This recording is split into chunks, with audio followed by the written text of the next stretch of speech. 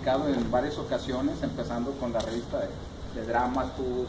Aquí muchos conocen Aula 4, Ángeles, Sebastián, ¿sí? Y fuera de aquí de Tampico, que ha trabajado en la revista Heavy Metal, tiene participado en el cómic Horizonte Zero. ¿En DC también? Sí, en DC también ha trabajado, en Image. Y qué más que un producto de aquí de la localidad, por si alguno no lo conocía, para que conozcan un poco su obra. Nos está haciendo el honor de presentarnos su obra aquí en el grupo. Sí, así que adelante. Bueno, no le puso tequila, Bueno, pues no sé cómo quieren hacer la dinámica, si quieren algunas preguntas, o bueno, rápido así. Nosotros empezamos en 1995, empezamos escribiendo fantasía. En aquel tiempo estaban muy de moda los vampiros como ahora, pero aquellos vampiros estaban más chidos que los de ahora, ¿no? No explotaban, hacían cosas así. Bueno, empezamos aquí, éramos 4 tan pequeños. Bueno, yo nací en el DF, pero todavía he estado aquí. Empezamos autopublicando porque en aquel tiempo no había, la generación de nosotros,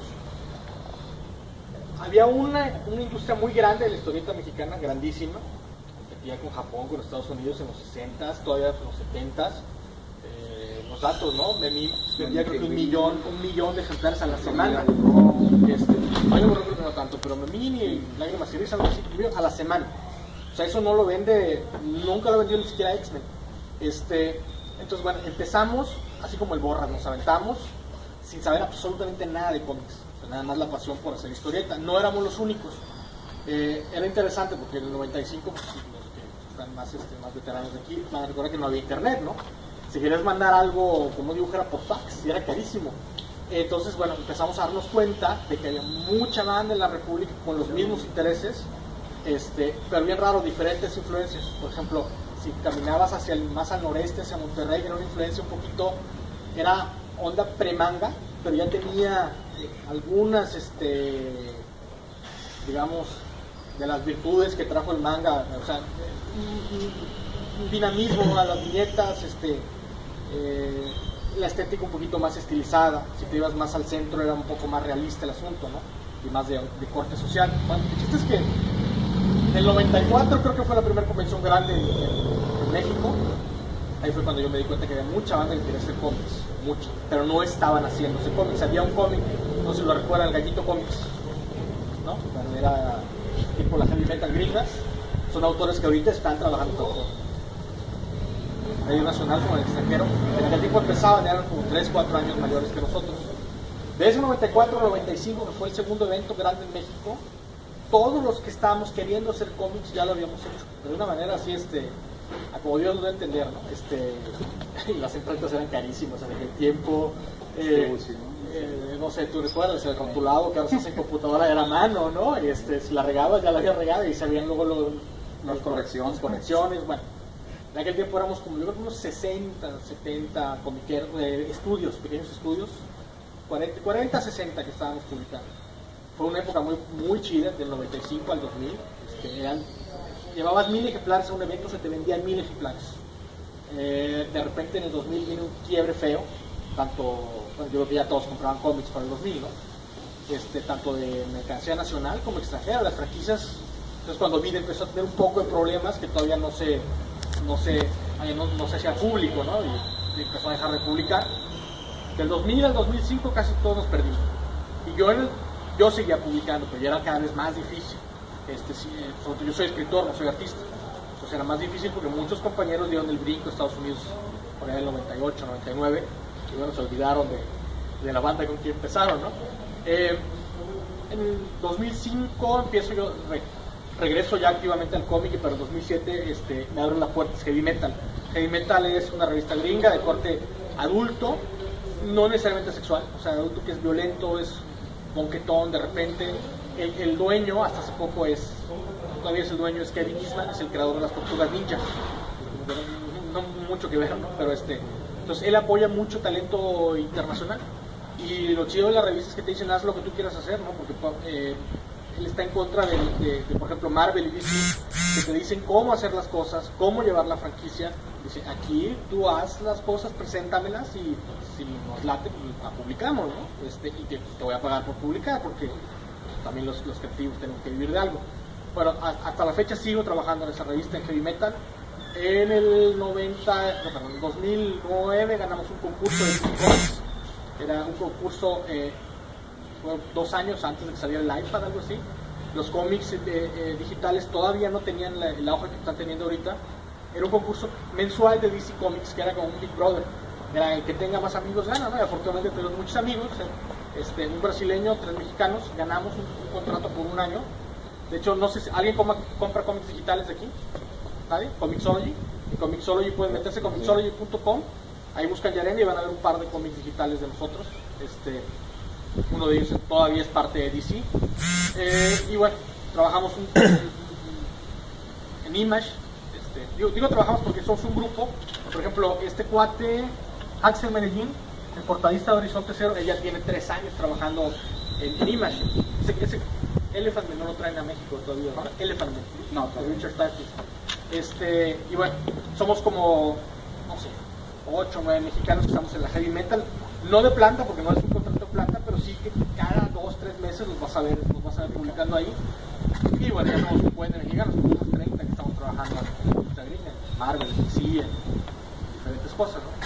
Entonces ya después de esta introducción, no sé si quieran hacerlo más dinámico y preguntamos lo que quieran. No necesariamente tiene que ser de mí, digo, es chido que pregunten de mí, pero puedo preguntarle cualquier cosa que sea de cómics, porque de física no les voy a poder decir muchas cosas. Si gustan cómo se maneja la industria del cómic, sí, no sé, alguna duda que tengan. A ver, Rafa. ¿Cómo entraste al mundo del cómic? Si, digamos, en tus inicios se batallaba mucho en esa época, y ahorita ya veo que hay más mexicanos teniendo oportunidades en DC o en Marvel.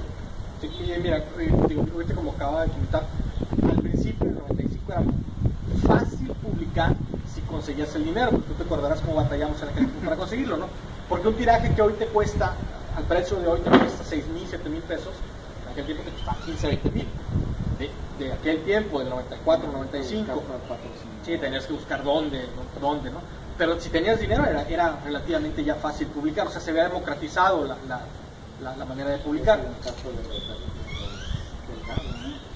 Sí, papá era el que sí, bueno, sí, tenía medios. Bueno, yo en lo personal entré de una manera muy rara. Yo no conozco a ninguno de los editores que trabajo en Estados Unidos, físicamente no los conozco, todo es letritas, ¿no?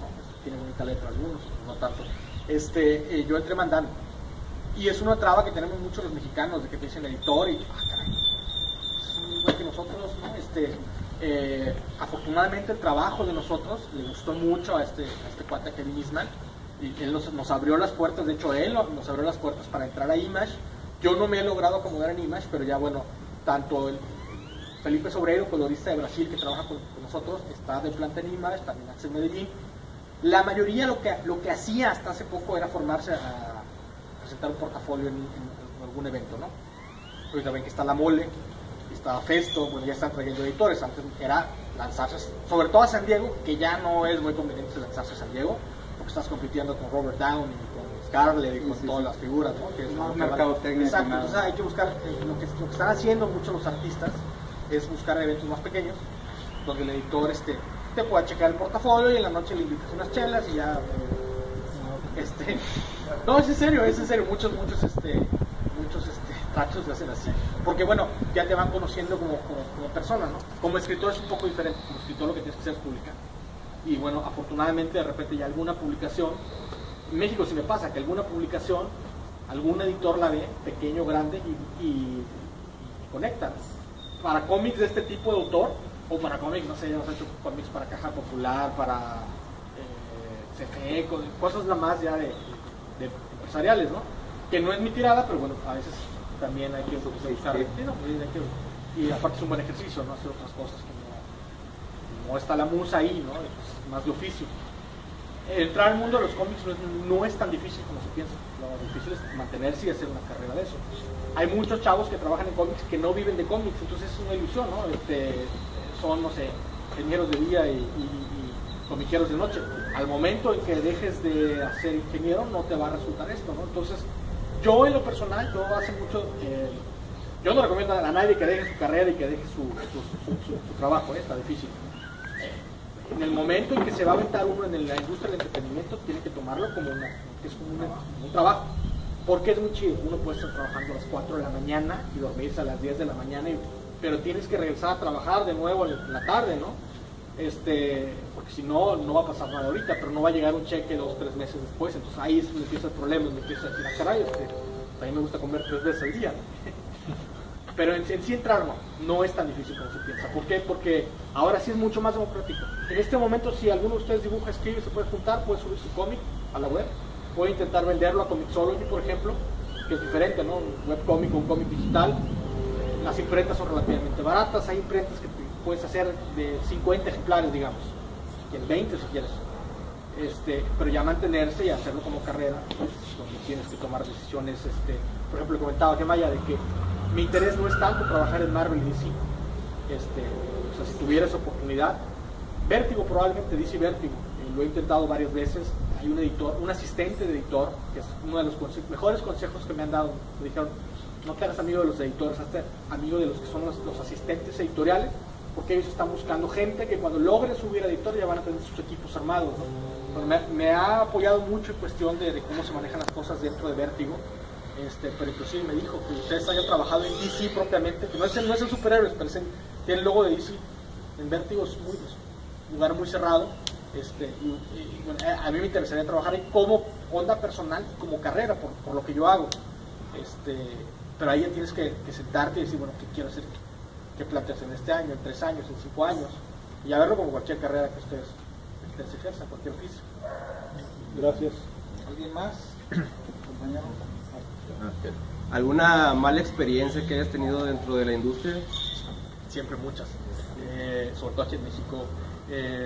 No sé si se recuerdan un cómic llamado Serpio, salió a principios del siglo, ¿no? 2003, algo así, Serpio, que era un tipo entre Punisher y Batman y así.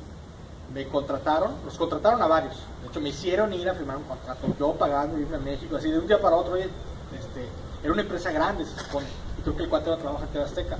Nos estuvimos trabajando meses con él, no recuerdo por qué los pagos se retrasaban, pagaron un poco, y de un día para otro, literalmente de un día para otro, cuando ya hablé y dije, yo no puedo seguir, sí, pagué la novatada, ¿no? Yo no puedo seguir trabajando sin un pago ya, ¿no? Ya no había oficinas, desaparecieron, y bueno, fuimos como 5 creativos los que, de plano, a mí fue el que menos me llegaron a deber, porque a los artistas se les paga más que a los escritores, pero como esas experiencias siempre hay. También DC, yo sentí que con un editor no le latía mucho que no fuéramos americanos, porque creo que fuimos los únicos, si mal no recuerdo, extranjeros, que todo el equipo era extranjero, porque había, por ejemplo, que, no sé, el artista era brasileño, pero el escritor era gringo. Éramos los únicos que el colorista era brasileño y 2 escritores y el artista mexicanos. Yo sentí que así como que un poco de racismo o de segregación, y si ya lo sientes por medio de correos así, pues es que ya en persona ya no es tan chido, pues. Pero en general las experiencias positivas son mejores, y vas aprendiendo a ver, por ejemplo, ahora aquí en México regularmente yo nada más trabajo con clientes que ya conozco, y si no los conozco, pues cuando ellos me buscan a mí, yo pido la mitad de lo que depositen, la mitad del total voy a hacer. La mayoría no quiere, pero si ya te dicen que no quiere y no quiere negociar, pues ya es un foco rojo, ¿no? Porque es tan fácil decir, ya le entregué el guión. El artista, por ejemplo, regularmente lo que hace es que entrega a baja resolución, no lo puede imprimir, ¿no? Pero pues entregas el guión y después ya, como no es tuyo, no es de tu autoría, no está registrado, pues, pero en general ha sido positivo. A ver, Irving. Sí. ¿En qué te inspiras cuando escribes algo? ¿Cuál es como dijiste, cuál es tu musa? Interesante.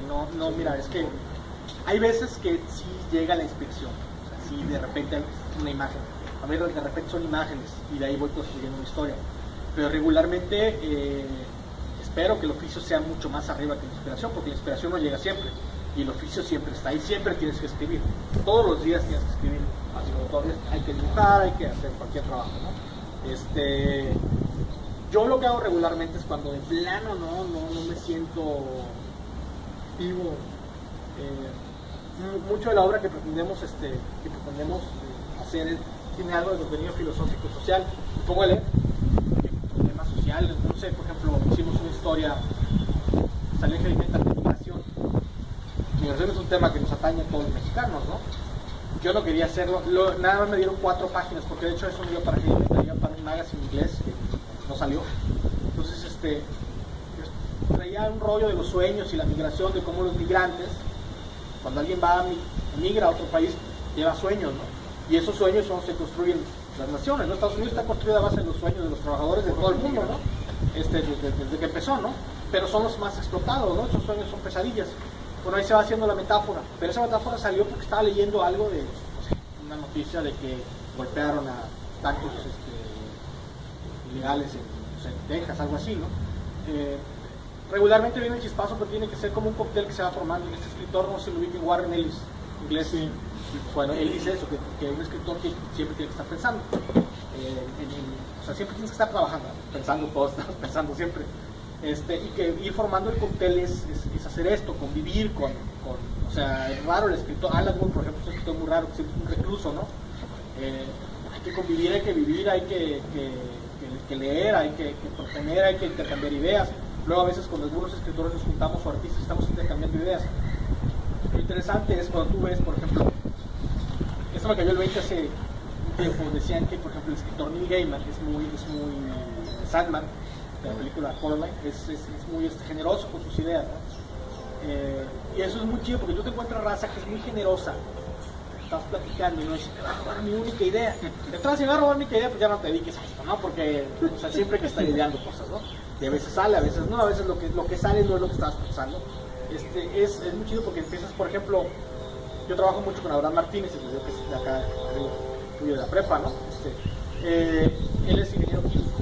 Entonces, su manera de concebir la ciencia ficción es súper científica, ¿no? Física, de química.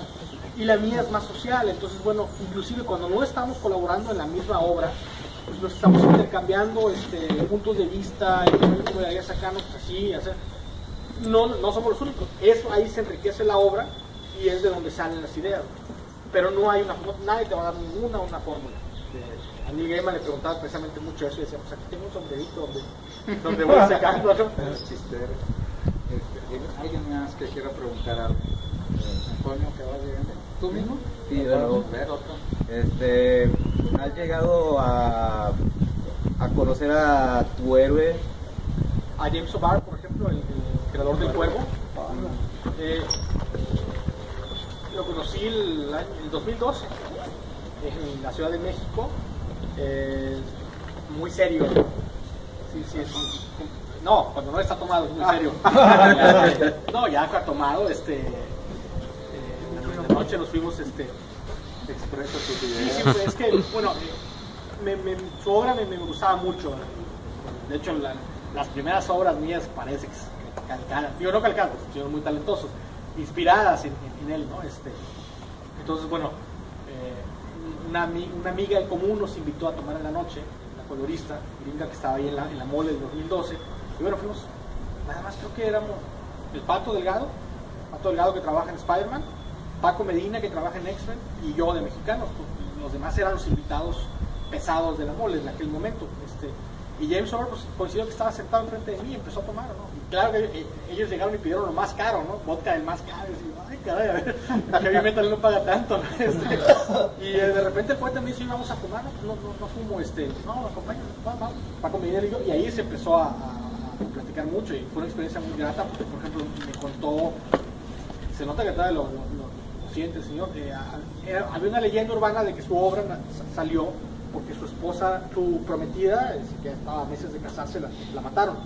Y dice, no, sí es cierto, la mataron y nunca se supo, o sea, la atropellaron, nunca se supo quién, y eso a mí me impactó mucho. Agarró el Ciso Marie y fue, estamos hablando de principios de los 80, a finales, porque estuvo en Afganistán, pero ahí no sé si lo entendí bien, era cuando la Unión Soviética había invadido Afganistán, él estuvo ahí y se nota, o sea, sí lo ves y ya lo ves, ya está, se sentó, pero sí todavía, dice, no, yo lo que quería era que me golpearan, así que me golpearan. Dice, yo me acuerdo que en Irlanda, ¿cuál es los irlandeses tienen fama de ser muy, muy broncudos, ¿cuál es el bar más acá, más picudo? Yo me fui con 2 amigos que estaban igual así, tocadones que yo, pero yo decía, es que yo no, a pesar no quería vivir, ¿no? Que 10 años estuvo construyendo su obra, no la construyó para venderla, él no era comiquero, y le jaló. Y hasta la fecha tiene eso no sabía, tiene los derechos de la obra, o sea, cualquier camiseta legal, en cualquier película es onda de él. De hecho me contó también, ahí nos contó que cuando no estuvo presente en el día que mataron a Brandon Lee, que ya se había hecho amigo de él y que ahí le regresaron todos los sentimientos, o sea, él sí es arqueto de los de antes, ¿no? Sí, él es yo creo que hemos tenido chance de conocer personalidades del cómic, pero así que a mí me hayan influenciado de alguna manera de más chavo, pues todavía estoy chavo, creo que eso va. Gracias. ¿Alguien más que quiero preguntar? Cuando estás escribiendo una novela, ¿cómo lo haces para luego pasarlo a un dibujo? Yo no escribo en prosa en esto se escribe, es un guión, es como un guión de cine.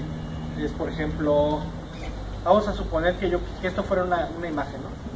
De una viñeta.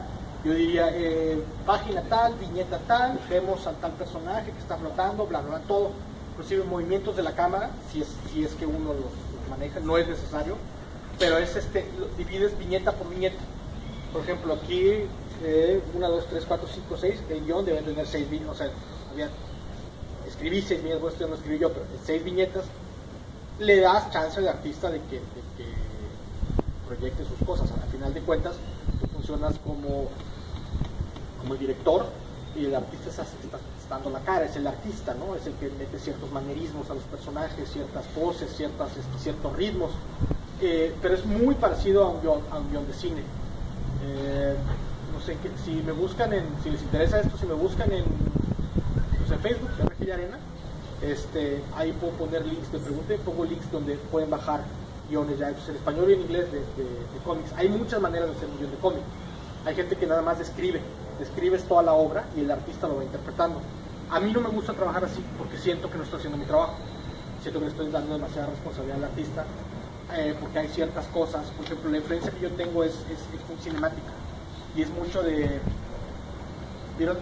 ¿Conocen el cómic de Authority? ¿El primero? Bueno, él es grandioso en hacer, por ejemplo, cosas que uno va estudiando y va aprendiendo.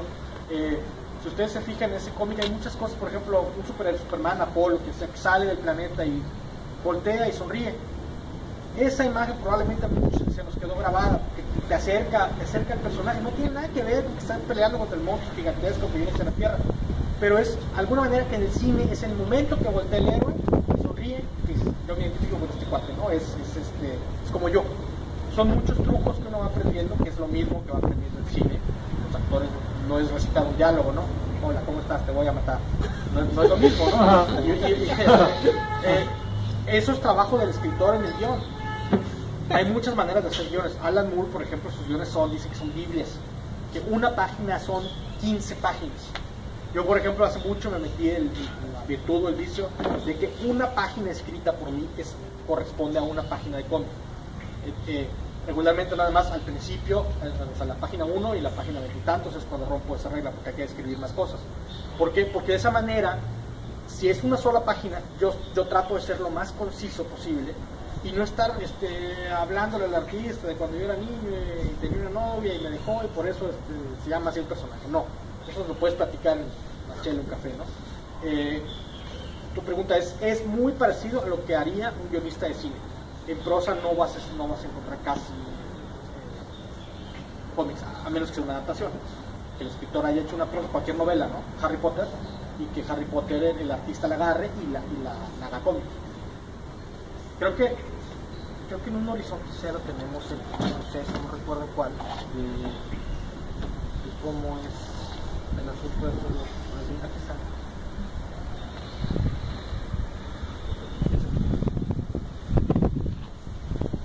No sé si quiero preguntar más.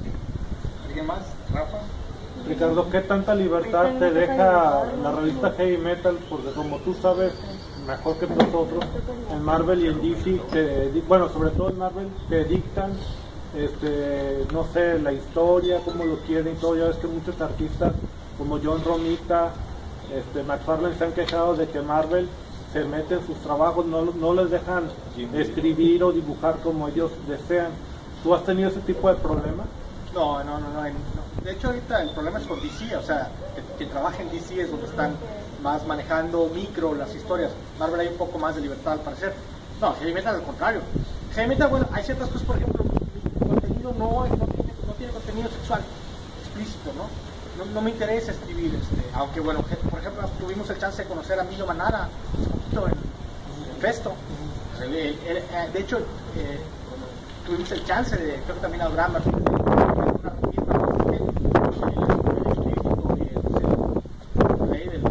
a mí no me interesa eso, pero nunca ha habido censura.